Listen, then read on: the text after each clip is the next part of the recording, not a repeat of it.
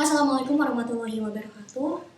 Baik, teman-teman, untuk pertemuan minggu ketiga kita kali ini, kita akan masuk pada materi tentang pemakaian huruf, mau itu huruf kapital, huruf miring, dan juga singkatan yang merujuk pada PWB. Nah, teman-teman pasti sudah sering ya mendengar saya mengatakan PWB, PWB, PWB terus. Nah, kira-kira apa sih makna dari PWB itu sendiri? PWB ini merupakan singkatan dari Pedoman Umum Ejaan Bahasa Indonesia. Jika kita melihat pada sejarah dari PWB itu sendiri, sejarahnya ini cukup panjang ya teman-teman, karena pada zaman dahulu kala namanya itu bukan PWB, tapi ada nama-nama sendiri di zaman itu ya. Jadi bergantung pada zamannya. Nah, di sini kita akan bahas satu persatu mengenai sejarah dan perkembangan dari ejaan dalam bahasa Indonesia ini. Sebelumnya perlu teman-teman ketahui ya, bahwa ejaan itu fungsinya amat penting bagi kita selaku akademisi. Dan mungkin nanti di masa yang akan datang, penggunaan ejaan ini juga akan bermanfaat bagi teman-teman yang mulai terjun berkarir, baik itu di perusahaan maupun berwirausaha seperti itu. Nah, mengapa bisa dikatakan penting? Karena kita akan lekat dengan nanti ya saat di dunia kerja mungkin penulisan surat resmi, kemudian lamaran pekerjaan, persiapan wawancara kerja, kemudian berkirim surel atau email seperti itu ya. Selain itu, teman-teman juga pasti nanti akan diminta untuk membuat pengumuman, flyer, dan lain sebagainya gitu, hal-hal seperti itu. Juga hal-hal yang sederhana seperti chat dengan dosen atau dengan atasan, dengan orang tua, ataupun orang-orang penting lainnya gitu yang nanti akan berhubungan langsung dengan teman-teman. Jika penggunaan ejaannya itu tidak tepat, apalagi teman-teman itu sampai menggunakan ragam bahasa yang tidak sesuai dengan konteksnya seperti itu ya, itu bisa jadi akan berimbas pada citra teman-teman sendiri. Mengapa? Karena bagaimanapun setiap kata yang kita keluarkan merupakan cerminan dari diri kita sendiri. Jadi tolong berhati-hati saat berbicara. Nah, kita kembali pada topik ya. Apa itu ejaan? Nah, menurut KBBI, ejaan itu merupakan sudah teman-teman lihat ya, jadi dalam KBBI itu ejaan merupakan suatu kaidah atau cara menggambarkan bunyi-bunyi baik itu dari kata, kalimat, dan lain sebagainya yang tentunya dalam bentuk tulisan serta penggunaan tanda baca.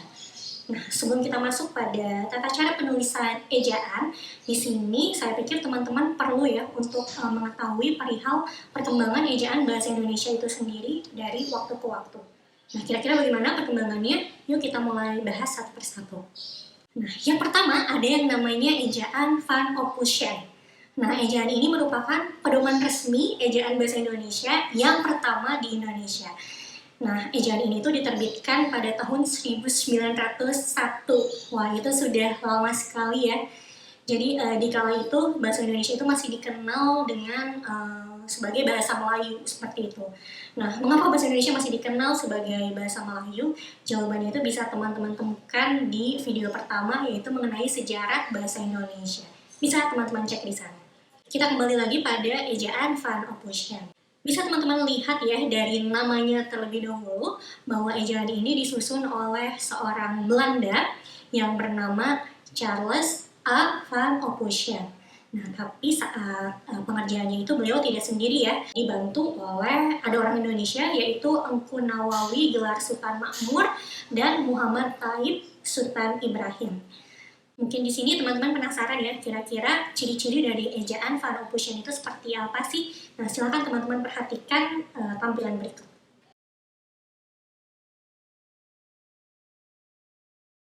Jika kita melihat ejaan tersebut di zaman sekarang ya, saat kita sudah menggunakan ejaan terbaru, tentunya akan sedikit kesulitan ya untuk membaca tulisan berbahasa Indonesia di zaman Van Ophusen ini. Nah, bisa teman-teman lihat dari ciri-cirinya yang tadi ditampilkan, penulisannya itu sangat berbeda dengan bahasa Indonesia di zaman sekarang, tetapi pengucapannya itu masih sama gitu seperti bahasa Indonesia saat ini. Jadi kalau saya itu otomatis malah suka membaca ejaan tersebut terang-terangan gitu. Misalnya tadi kan dicontohkan ada kata jang ya, J-A-N-G yang berarti yang. Kemudian sajang yang berarti sayang. Kemudian ada enjanji yang berarti nyanyi. Nah, itu justru di otak saya malah membaca seperti ejaan zaman sekarang gitu. Padahal kan di zaman dahulu penulisan J itu bisa dikatakan Y, seperti itu. Jadi otaknya itu perlu bekerja 2 kali ya untuk bisa membaca dan memahami tulisan tersebut. Lanjut kita akan masuk pada ejaan selanjutnya yaitu ejaan Suwandi. Nah, menarik nih ya, ejaan Suwandi ini hadir untuk menggantikan ejaan Van Ophusen tadi. Ejaan ini diresmikan pada tanggal 19 Maret 1947 berdasarkan Surat Keputusan Menteri Pendidikan, Pengajaran, dan Kebudayaan Republik Indonesia pada saat itu. Nah, di sini kita muncul pertanyaan, mengapa bisa dinamai ejaan Suwandi? Karena sekali lagi penyusunnya itu adalah Bapak Raden Suwandi yang saat itu sedang menjabat sebagai Menteri Pendidikan, Pengajaran, dan Kebudayaan. Seperti biasa ya, ejaan di zaman dahulu itu selalu ditulis atau dinamai oleh siapa-siapa saja yang menyusunnya. Nah, ada yang menarik nih dari ejaan Suwandi ini. Karena ejaan ini juga sebenarnya dikenal dengan nama lain ya, yaitu ejaan Republik. Namun orang-orang itu justru lebih mengenal nama ejaan Suwandi dibandingkan dengan ejaan Republik tadi. Kira-kira apa sih yang membedakan antara ejaan Suwandi dengan ejaan Ophusen yang tadi? Nah, sebenarnya sangat mudah ya untuk mengenalinya, yaitu pada ejaan Suwandi terdapat penggunaan diftong. Nah, perlu teman-teman ketahui bahwa diftong itu merupakan gabungan 2 huruf vokal ya. Pada ejaan Van Ophusen tadi sudah teman-teman lihat terdapat diftong OE ya, yang secara pengucapan itu akan dibaca U seperti itu. Nah, pada ejaan Suwandi, diftong OE tersebut diganti menjadi huruf U saja gitu, biar lebih cepat lah istilahnya, tidak perlu berbelit-belit dengan penulisan OE lagi. Jadi penulisannya sudah sama seperti ejaan sekarang. Kemudian perubahan lainnya itu adalah dengan dihapuskannya tanda apostrof. Nah, kalau tadi teman-teman perhatikan ya, di dalam ejaan Van Ophusen, penulisan Jumat, kemudian maaf, rakyat seperti itu masih ditulis dengan menggunakan apostrof. Nah, pada ejaan Suwandi ini, tanda apostrof tersebut mulai dihapuskan. Selanjutnya kita akan masuk pada generasi pembaruan. Nah, di zaman tersebut ada peristiwa yaitu Kongres Bahasa Indonesia yang dilaksanakan di Medan pada tahun 1954. Nah, saat itu Profesor Muhammad Yamin ya menyarankan agar ejaan Suwandi ini bisa disempurnakan gitu nantinya. Kemudian saat itu dibuatlah suatu pembaharuan yang saat itu diketuai oleh Priyono dan E. Katopo. Jadi mereka-mereka ini menggagas bahwa ingin membuat suatu standar yaitu 1 fonem, 1 huruf, dan diftong seperti itu. Contohnya bisa teman-teman lihat ya pada tampilan berikut supaya tidak bingung.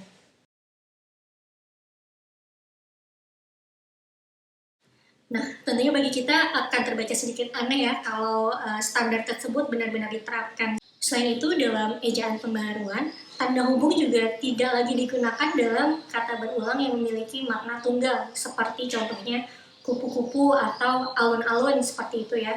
Nah, kata-kata tersebut itu berasal dari kata dasar yang sama, yaitu kupu, alun, atau misalnya anak-anak, kata dasarnya anak seperti itu. Jadi saat itu mereka berpikir bahwa penulisannya itu jadi tidak perlu menggunakan tanda hubung.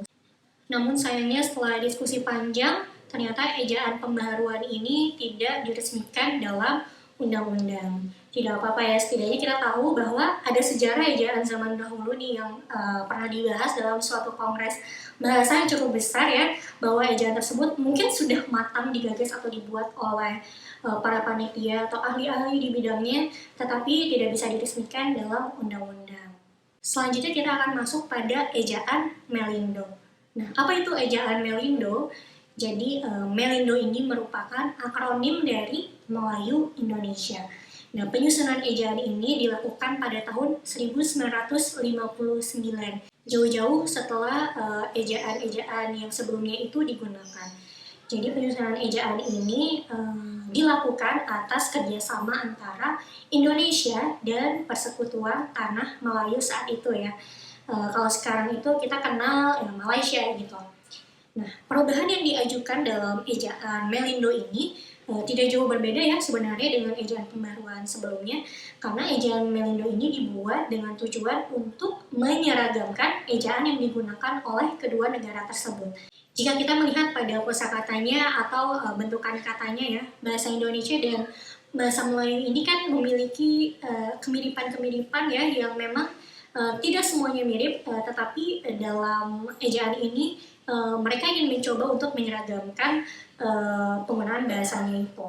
Namun sayang, sama seperti ejaan pembaruan, ejaan Melindo ini pun gagal untuk diresmikan karena pada saat itu ada ketegangan politik antara Indonesia dan Malaysia di masa itu ya.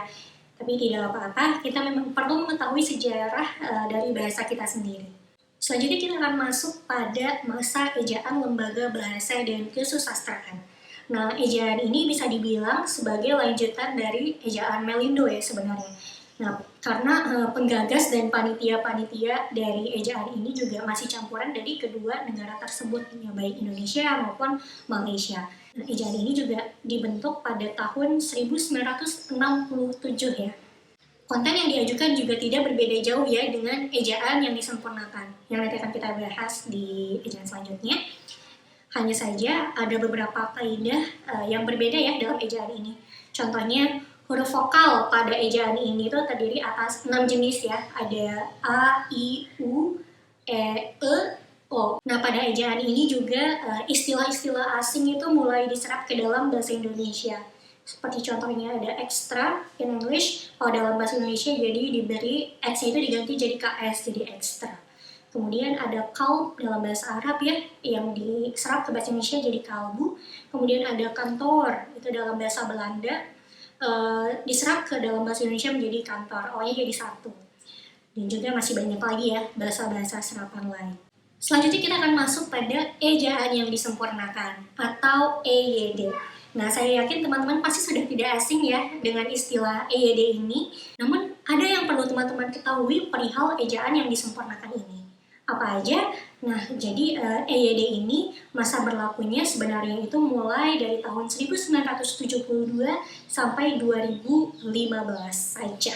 Nah, di masa sekarang ini tentunya sudah ada ejaan baru yang mengganti ejaan yang disempurnakan ini. Nah, kita kembali lagi kepada EYD terlebih dahulu ya. Nah, dibandingkan dengan ejaan-ejaan sebelumnya, EYD ini termasuk ejaan yang paling awet digunakan ya. Konten dari ejaan ini mengatur cukup lengkap ya tentang kaidah penulisan bahasa Indonesia seperti unsur bahasa serapan, kemudian tanda baca, pemakaian kata, pelafalan huruf, kemudian penggunaan huruf kapital, dan penggunaan cetak miring. Seperti itu kalau dalam EYD. Oh ya, dalam EYD juga tercantum bahwa huruf F, V, Q atau Q, X, dan Z itu kental dengan unsur bahasa asing ya, yang kemudian resmi menjadi bagian dari bahasa Indonesia. Sekarang coba teman-teman perhatikan tampilan berikut.